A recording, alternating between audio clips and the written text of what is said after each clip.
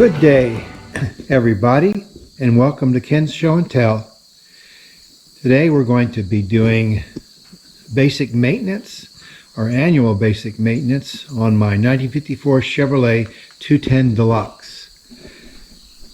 Before we get started, I want to show you something.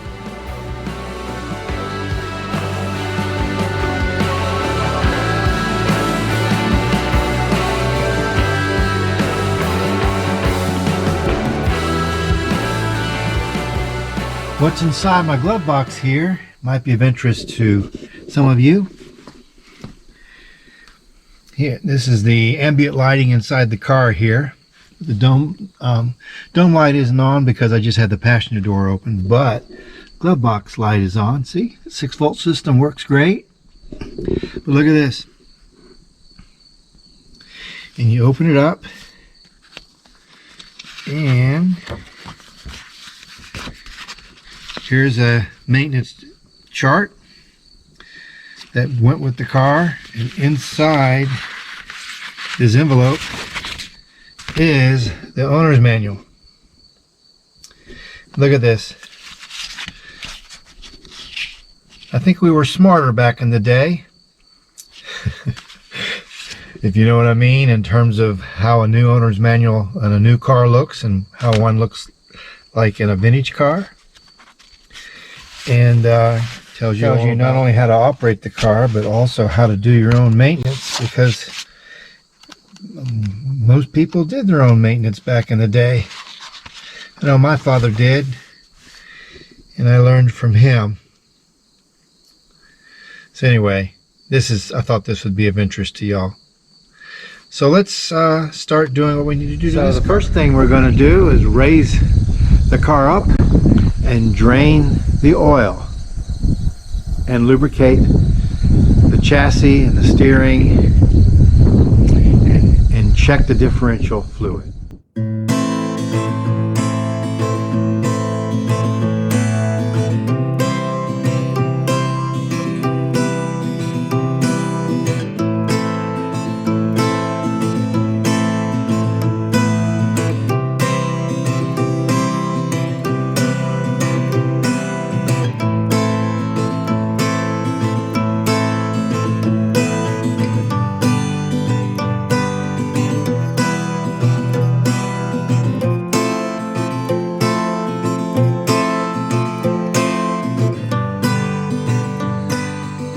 Take out this 3/4 inch plug to let the oil out of the sump.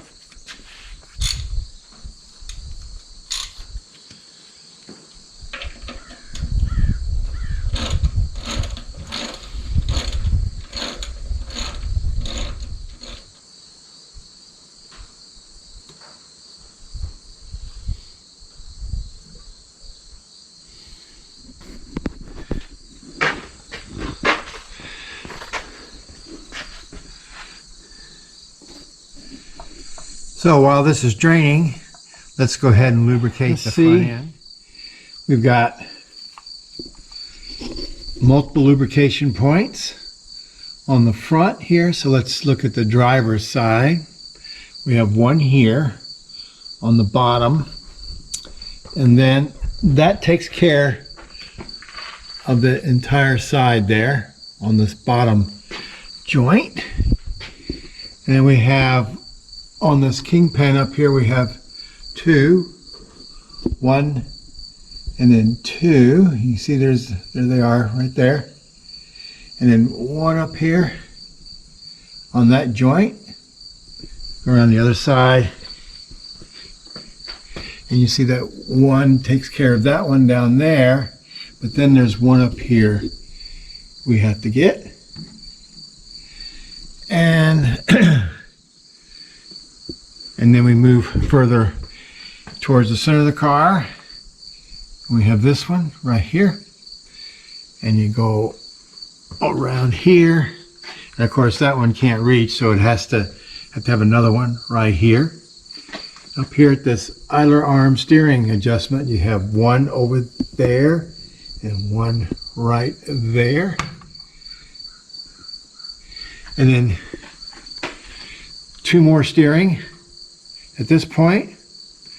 And another one right here. Actually, there's two, one at the bottom, one at the top. And then you have duplicates on the other side over here. So there's quite a few lubrication points in the front here. I go down the drive line here, and the propeller shaft, drive shaft. There are no lubrication points on it.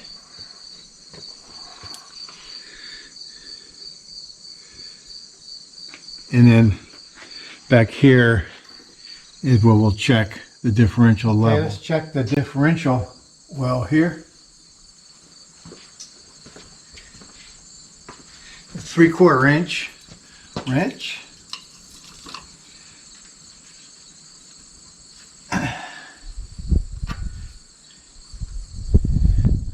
As you see, because you know, we just want it to ooze out.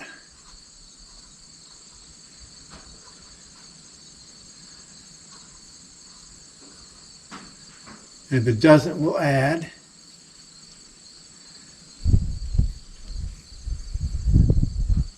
All right, here it comes. It's up there. All right, let's just go ahead and tighten this thing back up.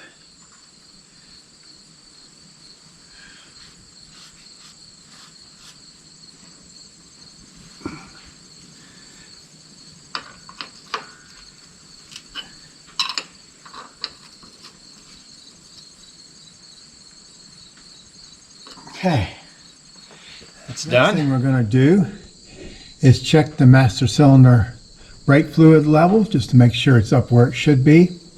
And I find it easier just since I have this lift just to do this rather than pull the carpet up and undo that plug and everything in the floorboard.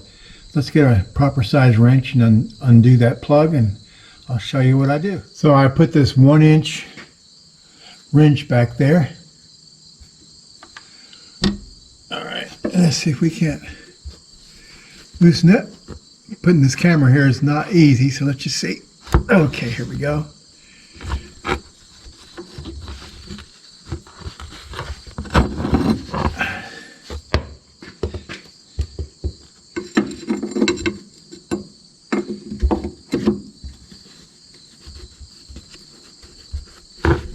Yeah. Well, not quite. There we go. I think I can. All right, let me put this wrench down.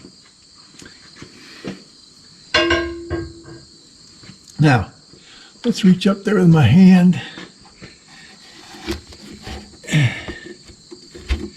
There we come. Oh, brake fluid came out of the top. That's a good sign.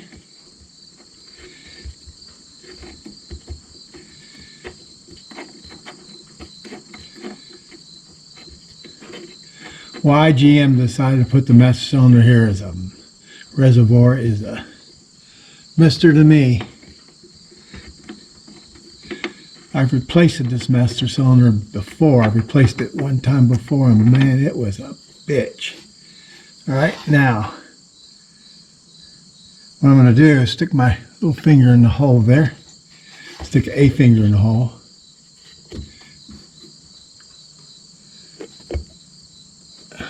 See, it's wet. Yeah, it's right there at the top. Okay. Now, if I was going to add any brake fluid, which I'm not going to, I would just use a dedicated oil can. Reach up there with a spout. Let me just check that again. Yeah, it's right there. You can feel the color.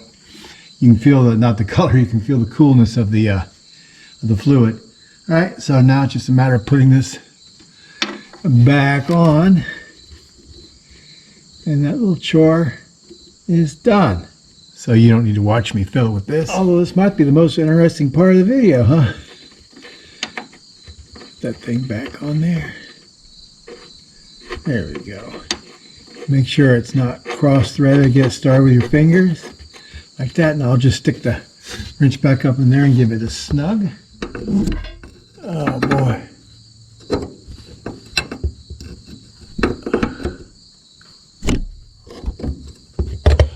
Okay, we get the idea. Nice and tight now. However, before we can service this oil filter, we have to remove this air filter.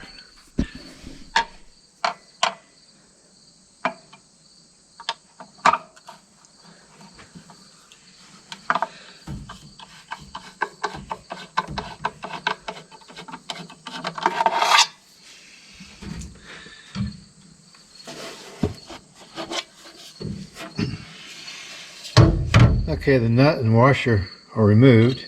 Take the top off. Lovely original felt inside there. Set it over here, and here's the filter itself. Simple affair. It's just sort of like this woven steel fabric, if you will, inside this steel, and then there's no oil inside this housing. It's all air. And we'll just clean this up on the outside. And so we'll clean this up, and then before we put this back in the car, we'll have to deal with the oil filter housing. Let's just give this thing a good bath.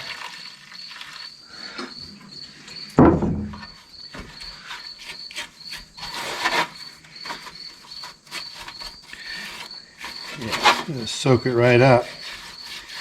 Won't take it long to evaporate either.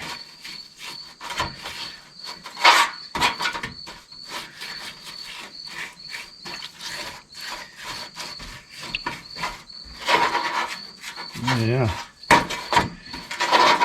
looking good.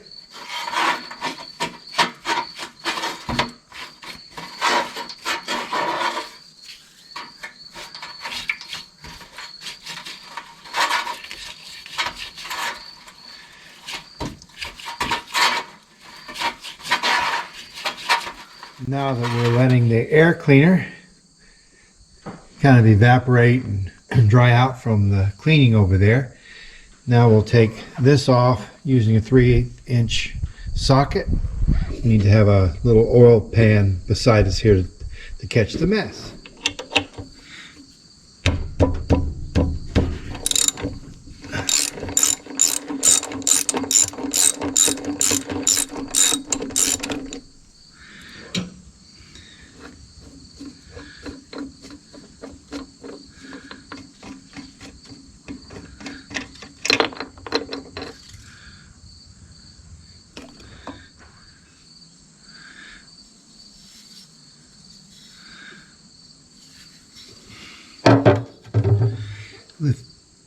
There's a little spring that comes up, goes over the bolt like that. Reach in, has this nice little bail here. Pull out this oil filter. Probably says Made in USA on it. Let's kind of get this thing out of here. There you go. There we go. Alright, it's going to be full of oil. Fits in there really good. Yeah. Let it drip a little bit, and then we'll quick put it over here in this can, this pan, and now we have to suck this oil out of here.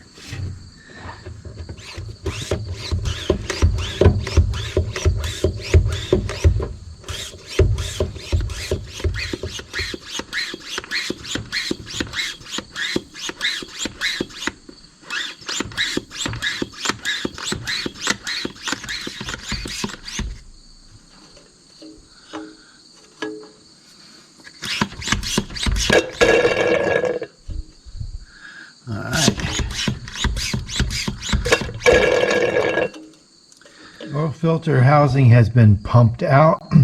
Here's the oil filter's been draining. You can see there's been quite a lot of oil in there.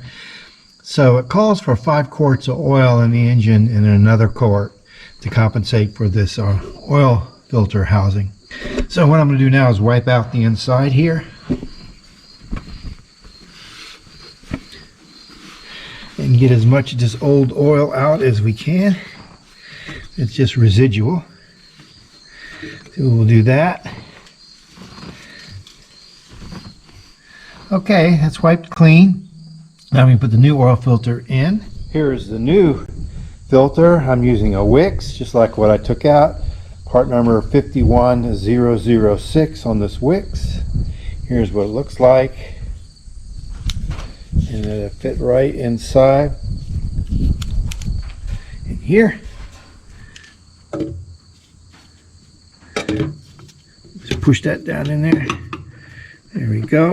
All right, so that's in place, and I have these new gaskets which I'll put in the new one in this housing right here.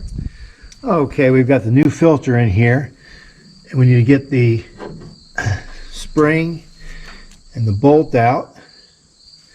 The spring right here, it goes there, and that's to create tension between the housing top and hold everything in place. We've got the new gasket in here, and this just goes right on top, and then this goes into the hole in the top of that tower that holds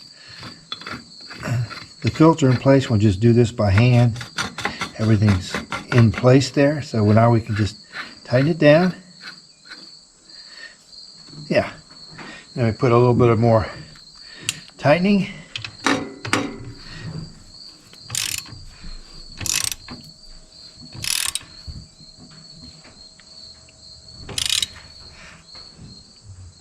All right, that's good. So now the filter's in place. Now we can deal with the air filter. Put it back in place. When I put this back together, you put oil on that mesh that I just cleaned up, and you just put it back together. Now notice there's this shield right here on the front, and that faces towards the front of the car. And then you just put it on here on the throat of the carburetor there, intake, and tighten it down.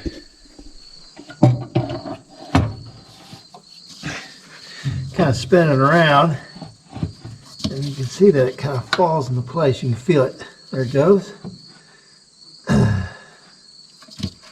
Okay, and this is facing in the front.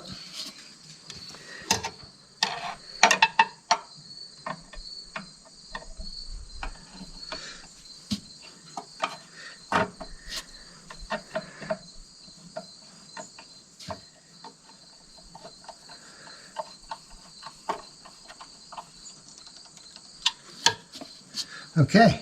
In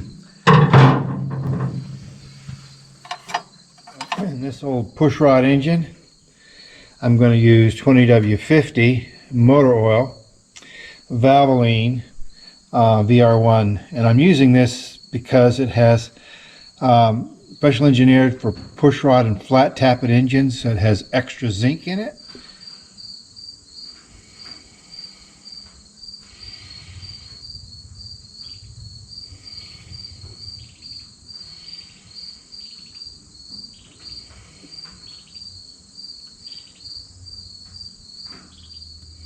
I don't know if you noticed, but as part of this servicing, I'm not having to mess with the distributor. In other words, contacts, timing, everything.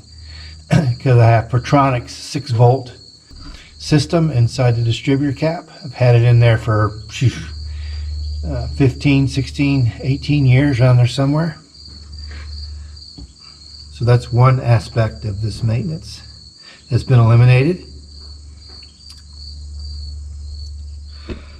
All right, now the next thing we're going to do is start this car. There we go. Gauge popped to life. Watch this oil pressure gauge. It's going to rise very slowly. Give it a little gas through the 6-volt electric fuel pump that I installed. Turn it off. That's all it needed, was a little fuel. Okay, fuel pressure starting to rise. Then we're going to raise the car up and just check our work. Fuel filter being at the top of the engine, it's easy to check. And we just need to look at the oil pan plug. Oh yeah, it's coming up nicely.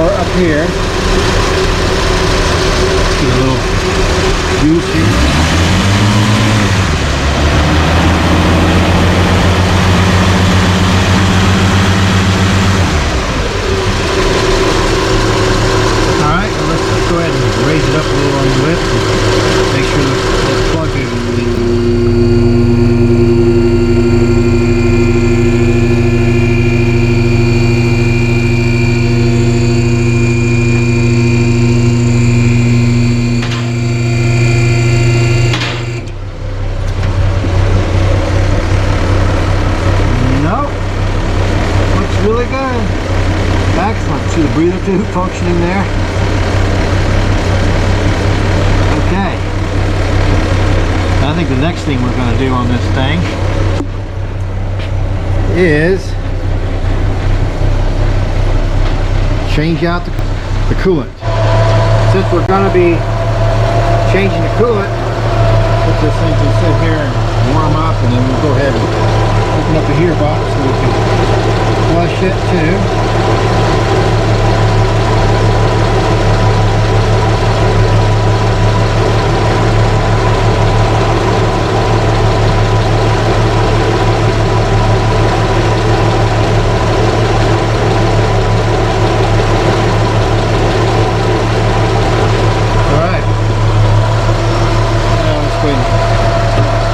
This off.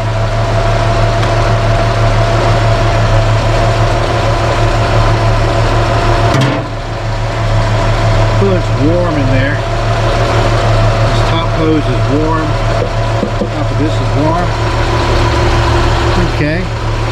Well, I think we'll go ahead and raise it up and then drain it, or start the draining process. Here's the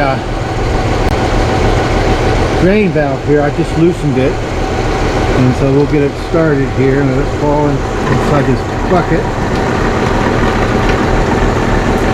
and I'll go ahead and lower the car down.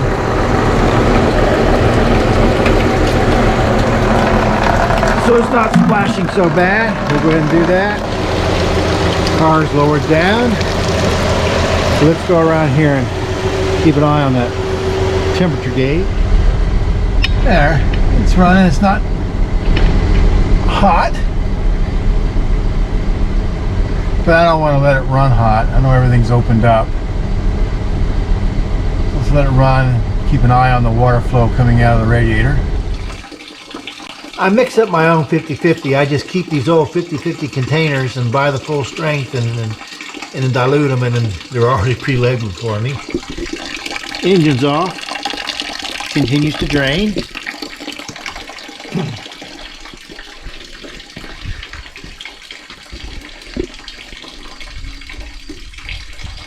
And just wait a while. That'll just drain itself here. I'm not going to flush it because I do this fairly often. This is its annual event, which is much more often than you really need to. Look what I have lurking around the corner here. It's my pretty boy. There he is. Yeah, are you interested in coming in and helping me work on a car? You're so curious. Yes, you are.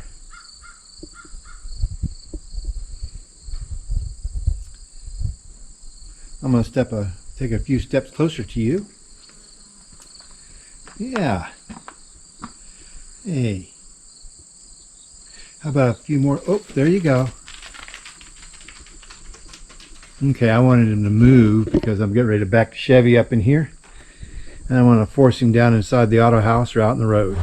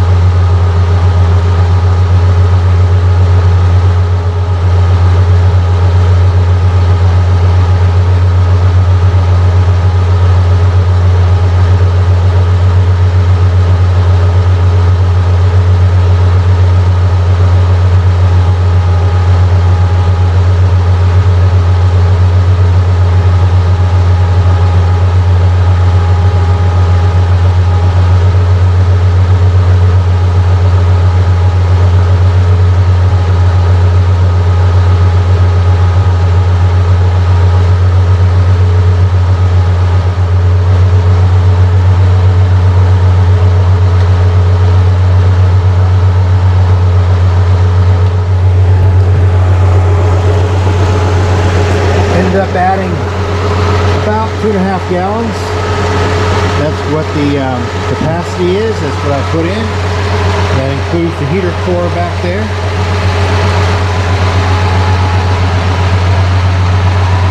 That concludes the annual maintenance of my 1954 Chevrolet 210 Deluxe. Thank you for watching Ken's Show and Tell.